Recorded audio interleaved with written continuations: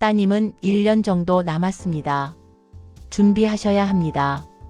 2004년 봄, 의사의 차갑고 조심스러운 목소리가 진료실을 가득 채웠습니다.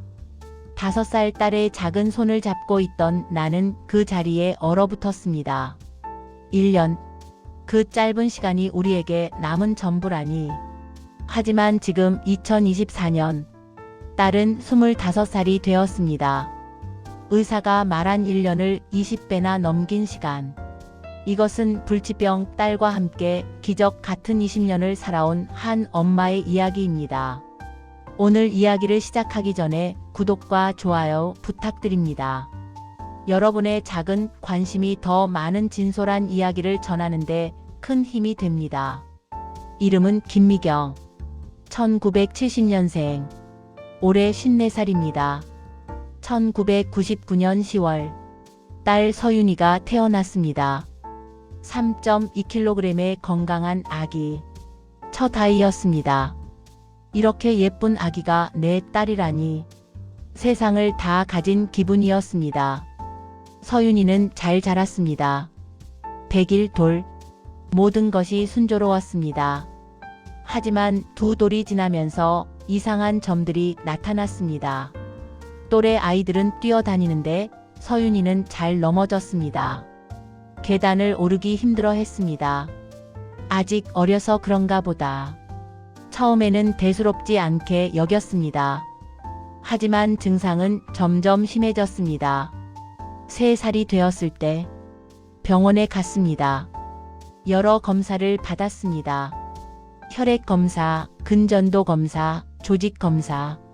2주 후 검사 결과가 나왔습니다. 의사는 우리를 따로 상담실로 불렀습니다. 남편과 나 둘만. 검사 결과가 나왔습니다.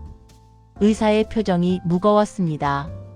딸분은 두센형 근위형 양증을 앓고 있습니다.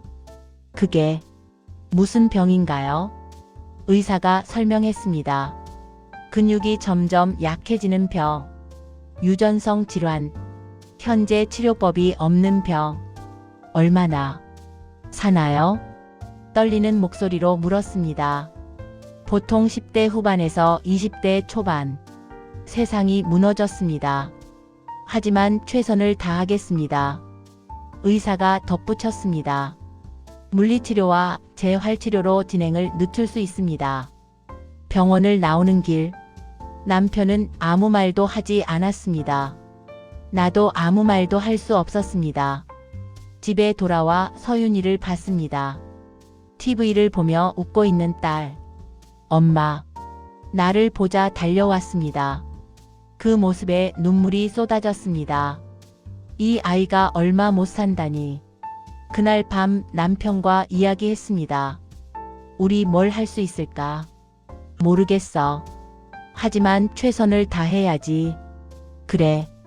최선을. 다음 날부터 시작했습니다.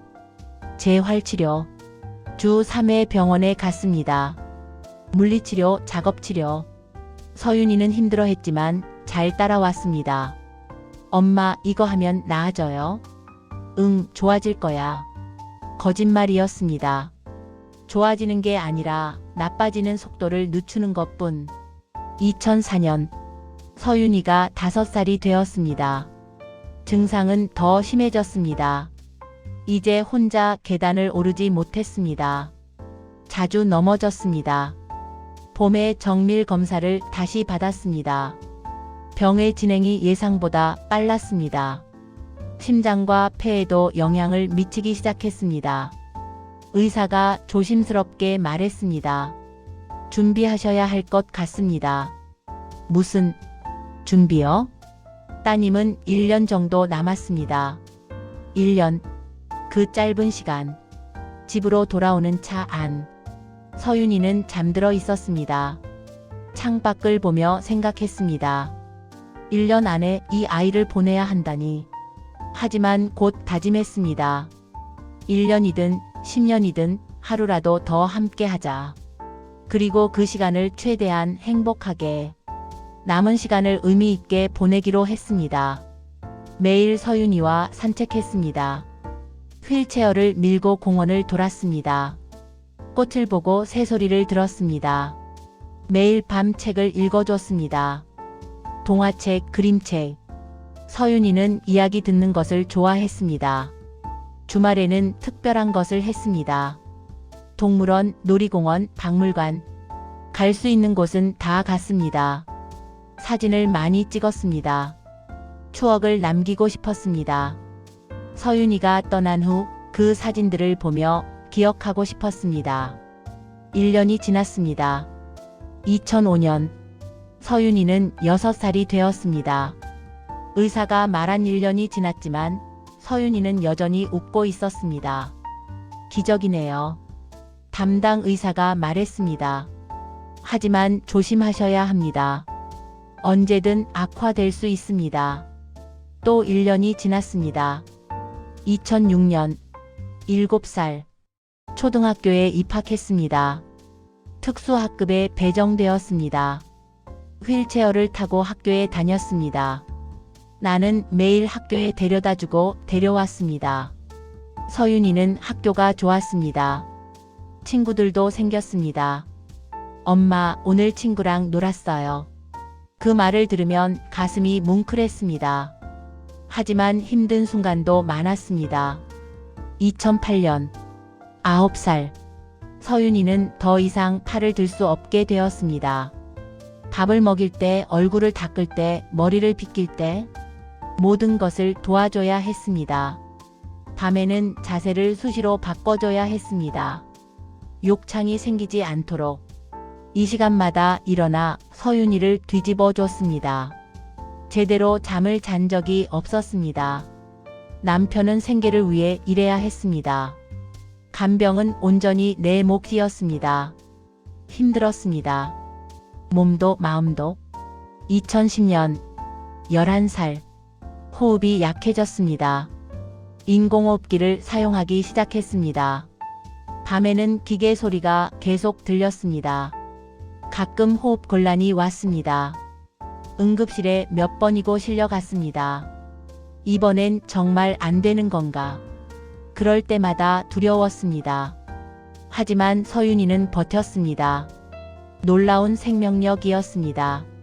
2012년 13살 중학생이 되었습니다.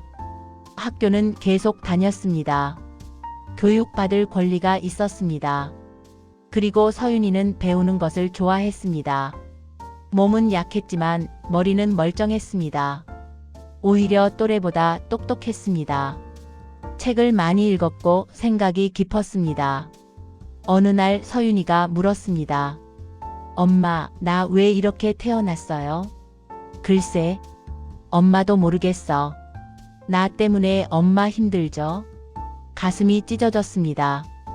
아니야. 엄마는 너랑 함께 있어서 행복해. 거짓말. 정말이야. 너는 엄마의 선물이야.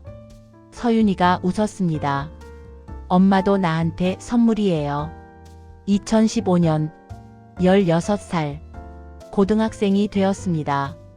의사가 말한 1년에서 벌써 11년이 지났습니다. 모두가 놀라워했습니다. 기적이에요. 생명력이 대단하네요. 하지만 쉽지 않았습니다. 경제적 부담이 컸습니다.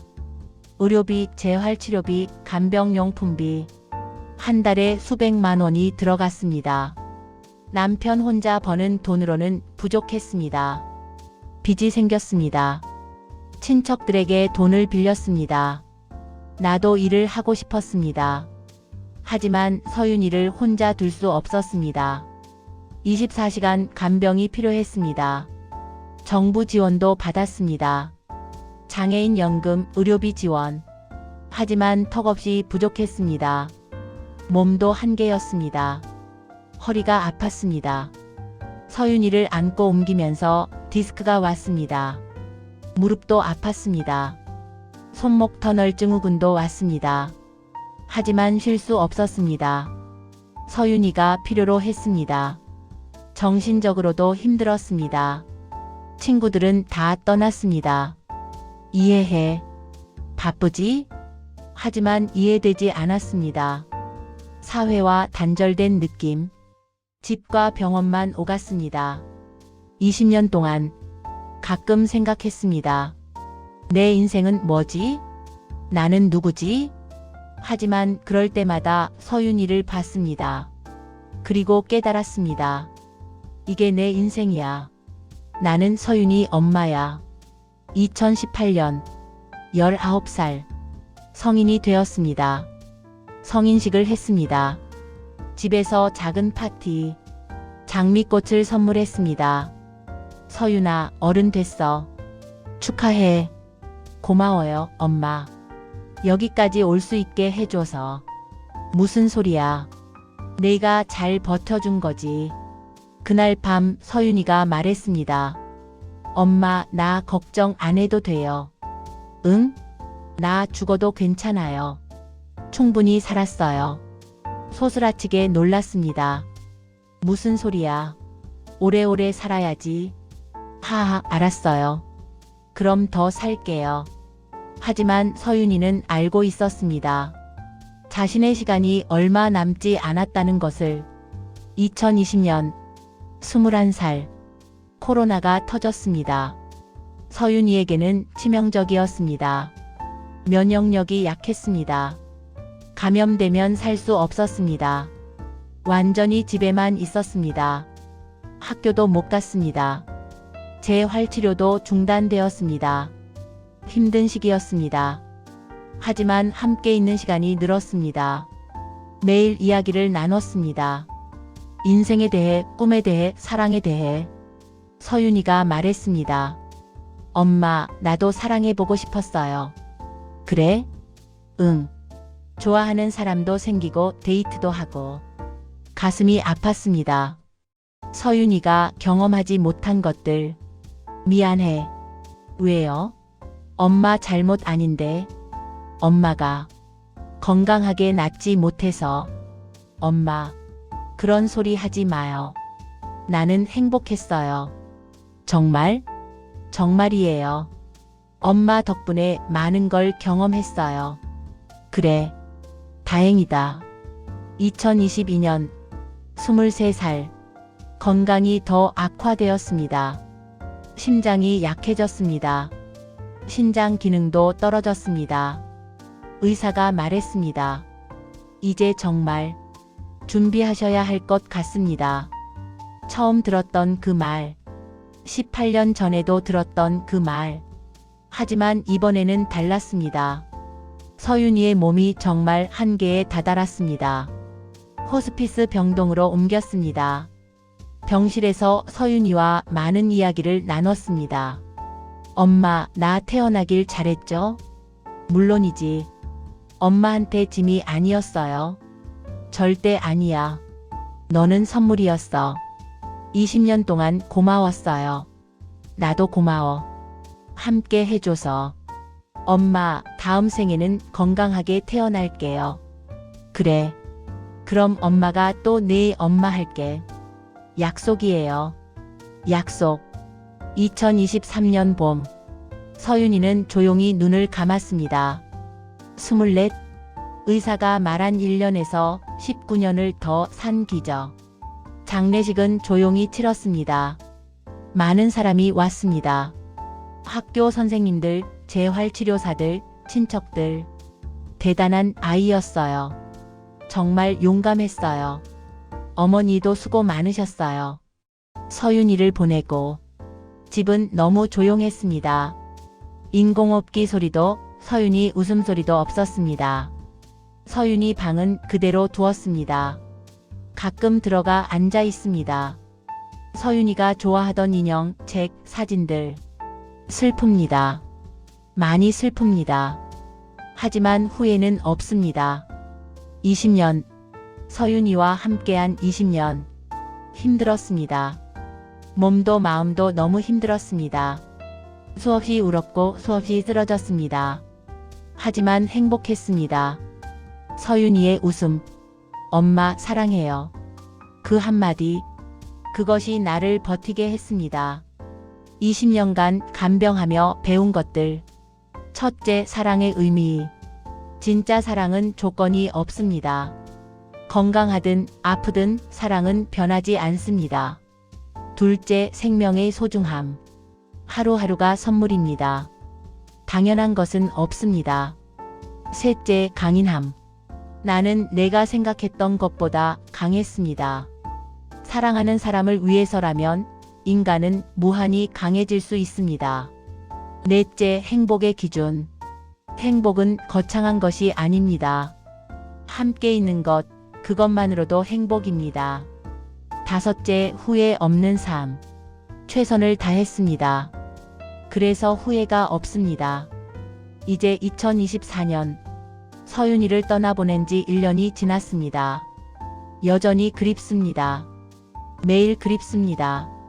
하지만 살아갑니다. 서윤이가 원했던 것처럼 요즘은 봉사활동을 합니다. 같은 처지의 가족들을 돕습니다. 간병하는 부모들, 아픈 아이들, 그들에게 말합니다. 포기하지 마세요. 기적은 일어납니다. 하루하루가 소중합니다. 그리고 서윤이 이야기를 들려줍니다. 1년이라던 아이가 20년을 산 이야기. 사람들은 묻습니다. 어떻게 그렇게 오래 버티셨어요? 사랑이요. 사랑이면 됩니다. 서윤아, 엄마는 너를 잊지 않을 거야. 20년간 함께한 모든 순간을, 내 웃음, 내 목소리, 내 따뜻함을.